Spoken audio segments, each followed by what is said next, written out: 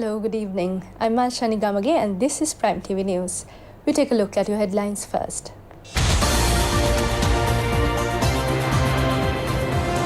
Five-year action plan against bribery and corruption is launched. Road accident claims 4 lives. 8 are injured. Arrangements in place to vest the MedCity 7 a kidney prevention centre in the public. And in news overseas, a terrorist attack is unleashed in the Netherlands.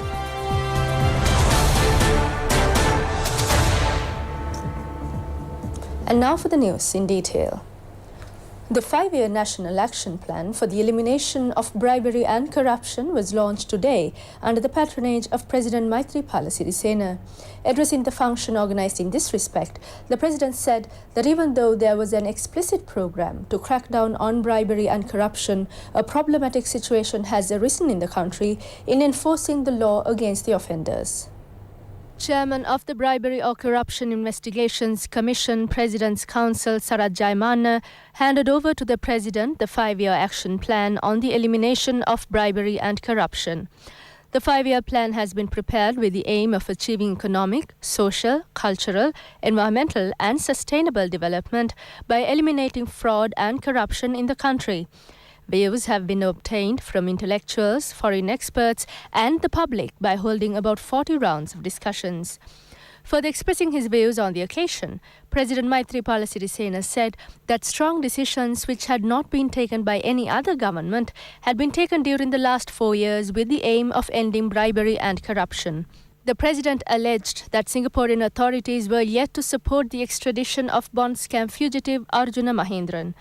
He said he attended the UN Environment Programme in Singapore recently to hold talks with the Singaporean government on the extradition of Mr. Mahendran. However, he said Singapore has yet to clarify whether former Central Bank Governor Mahendran was residing in their country or not. Expressing satisfaction over the investigations carried out by the Presidential Commission of Inquiry appointed to probe into the bond scam, he lamented that the main suspect in the case had not been arrested yet. He claimed that the government of Singapore was displaying a hesitant approach despite Interpol alerts being issued on Mr. Mahendran and despite assurances by the Singaporean Prime Minister to extend support with regard to the extradition. Members of the Mahasangha of the three Nikayas, the clergy of other religions, opposition leader Mahinda Rajapaksa, Speaker Kharu Jayasuriya, as well as a large gathering including local and foreign representatives joined in the occasion. 4 people have died and another 8 injured in a motor accident. The accident had taken place in the Nagavilluwa area along the Puttalam-Colombo main road. The accident had happened in the early hours of today when a tipper truck, which was plying from Colombo along the Puttalam-Colombo main road, had collided with a stationed lorry and thereafter hit a nearby van. 4 people were killed on the spot. 8 persons, including the driver of the van, sustained injuries. Among the dead were an expectant mother travelling in the van and 2 other women. The lorry driver was also killed. The injured were admitted to the Puttalam Hospital and 4 others who were critically injured were later transferred to the Colombo National Hospital. The van was heavily damaged and those who were travelling in the van were residents of Jaffna. The driver of the tipper truck has been taken into custody. The Puttalam police are pursuing further investigations.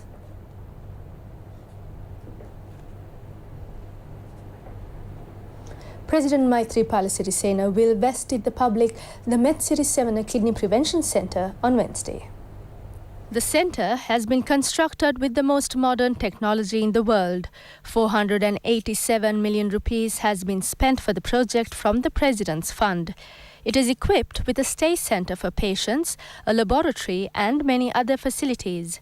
Kidney patients from Vaunia, Mannar, Jaffna, Trincomalee and Kurunegala districts will immensely benefit from the MedCity 7 Kidney Prevention Centre in Anuradhapura. Construction work has been carried out with the support of the armed forces.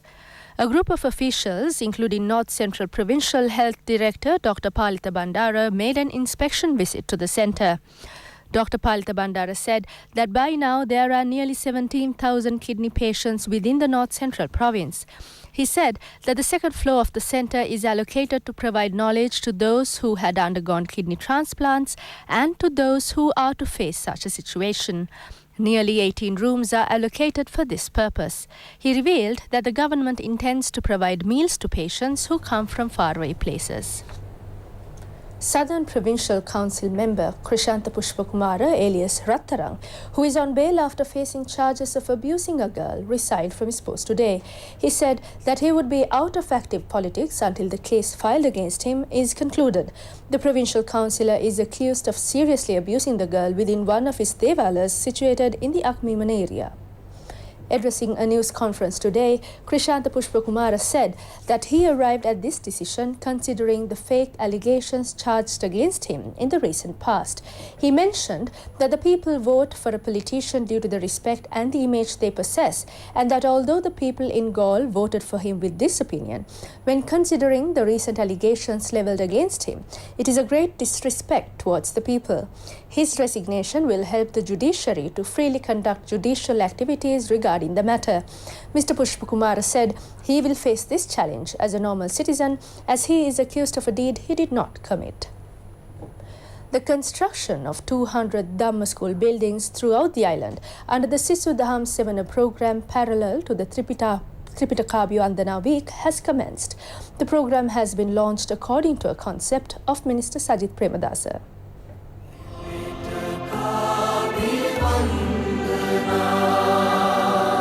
Construction work on 3 Dhamma school buildings in 3 viharas within the Kuruvita and Kiriala Divisional Secretariat divisions has been launched. These buildings are coming up at the Katavala Bodhimangala Rama Vihara, the Kiriala Sanglika Rama Vihara and the Pathagama Sunanda Rama Vihara.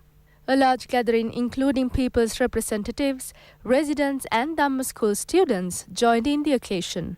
The foundation stone for the new Dhamma school building of the Nagoda Shakya Singha Sadaham Niketaniya in Kalutara was laid by parliamentarian Lakshman Vijayamanna.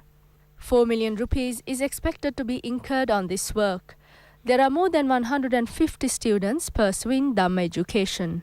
Southern Provincial Councillor Sanjeeva Karnatilaka launched construction work on the new Dhamma school building of the Batuanhena Sri Sudarshana Rama Vihara in Alpitia.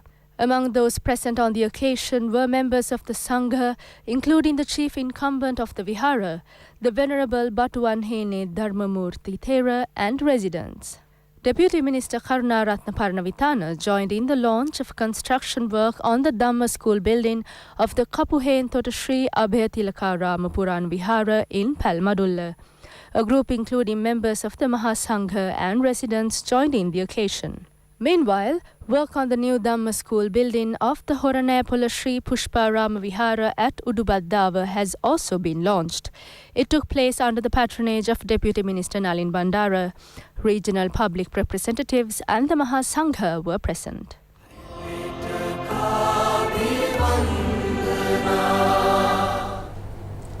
Deputy Minister Nalin Bandara has said that the United National Party will definitely field a candidate for the forthcoming presidential election. He made this reference expressing views to the media after attending a function held in Kuliapitia. Deputy Minister Nalin Bandara said that their party has many candidates. They will field the best candidate at the correct time. There was no competition or a division in this respect. Everyone will agree to the decision to be taken by the party. On 2 occasions, they fielded non-UNP candidates. But this time, the United National Party will definitely field a candidate, and that candidate will be victorious. Still on local news, Minister Vajra Abeyewardena has said that under the guidance of Prime Minister Ranil Wickremesinghe, action will be taken to bring the land department of the island to among the best 50 in the world. He made this reference joining in the one-day service of registration of lands in the Balapit area. The one-day service gave an opportunity for the people to obtain important documents such as birth certificates and land deeds. The minister handed over registered deeds to the people. The minister said that the government after January 8, 2015 took action to make this department, which is 155 years old, a respectable one. The minister said that it was not an easy task, but the target will be reached. Eliminating the words dilapidated and disappeared from the dictionary will be the significant victory that the department can achieve. If so, it can become one of the most eminent departments in the world. He said he expected to take this department to among the best 50 in the world. Minister Harin Fernando has emphasized that peace and cooperation can be promoted through various communities through sports. The minister laid this emphasis joining in the opening of the Northern Provincial Sports Complex. The sports complex is equipped with a soccer ground, a swimming pool, an indoor stadium, an auditorium and many other facilities. It also has facilities to play cricket, soccer and engage in many other sports events. Sports authorities said that funds have been allocated for the construction of an artificial track as well. The sports complex has been built with facilities at the international level. Work on the complex was launched in the year 2011.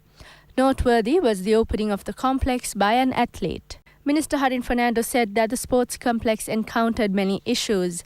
He said he has not so far witnessed such a complex in any part of the country. Although some others launched work on the project, no one was able to open it even after 9 years. He thanked the person who started work on the project. Their intention is to take athletes from the north to the international. He said that his target is to groom 50 athletes such as Tarjini Shivalingam from this area in 5 years. The Supreme Court today issued a restraining order against Nagananda Kodituaku, preventing him from practicing as an attorney for 3 years. In addition, there is more information on court cases taken up for consideration today. The Supreme Court today issued a restraining order against Nagananda Kodituaku, preventing him from practicing as an attorney for 3 years. A case filed against a statement made by attorney Nagananda during a case heard in 2015 before the Court of Appeal was taken up before the 3-judge bench today. Nagananda Kodituaku pleaded guilty to the charge. Thereafter, the Supreme Court decided to ban him from practicing as a lawyer for 3 years. 7 persons, including parliamentarian Roshan Ranasinghe, has been enlarged on bail. They were granted bail by the Polonnaruwa High Court. Each was released on a cash bail of 25,000 rupees and sureties of 500,000 rupees. They are accused of attacking a propaganda office of the United Democratic Alliance at the Aralagangwila Junction on January 3, 2015 and of criminal intimidation. Chairman of the Dimbulagala Pradeshiya Sabha Jayanta Marasinghe and its former chairman Jagat Samaravikrama were among those released on bail. Former Navy Commander Admiral Sirimevan Ranasinghe has assumed office as the new Secretary to the Ministry of Ports, Shipping and Southern Development. He assumed duties at the Ministry of Ports and Shipping and Southern Development. Additional Secretary of the Ministry, Administration and Finance, HML Lesherat, Additional Secretary Development, KN Kumari Somaratne, and Managing Director of the Ports Authority of Sri Lanka, Captain Atula Heva Vitarana, were present on the occasion.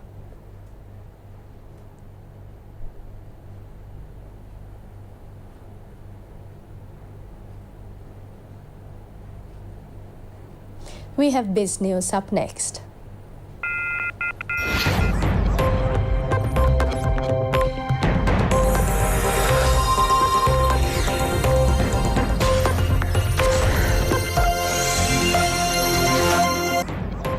The World Bank said it has approved a loan of $70 million to improve the quality of life of around 1 million people living in parts of Sri Lanka with pockets of poverty. The new local development project will put local communities at the center of planning, as well as delivery of essential services such as roads, healthcare and sanitation through closer collaboration with local government authorities. This project will also pilot the provision of infrastructure services that will promote local economic activities and livelihoods, including roads and drains, markets, water supply, mine irrigation, IT connectivity, and rural electrification.